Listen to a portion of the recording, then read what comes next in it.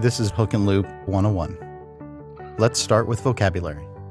When we talk about closure strength, we're talking about multiple factors. Peel, which is the hook and the loop being separated at 180 degrees.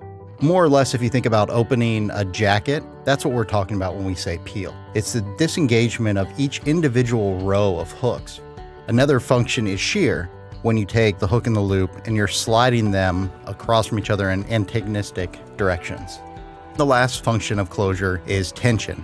If we had that hook and loop on those same two boards, but we were pulling them directly apart from each other, that would be tension.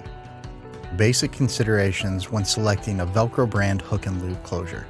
First is, how is it going to be applied? If it's going to be sewn on, if we're going to use a pressure-sensitive adhesive, if it's going to be welded. All of these factors come into not only what the product is made out of itself, but as well as what backing we apply to it. Where is it going to be used? An outside closure is going to have much more environmental requirements than an inside use. How strong must the closure be? Once again, we talk about peel, shear, and tension, and what the application's end use really requires. You don't want to put a low cycle, high strength closure on something like a jacket pocket. How long will it be used? Is this a product that's intended to be open and closed multiple times? Or is this something that's only going to be used once or twice?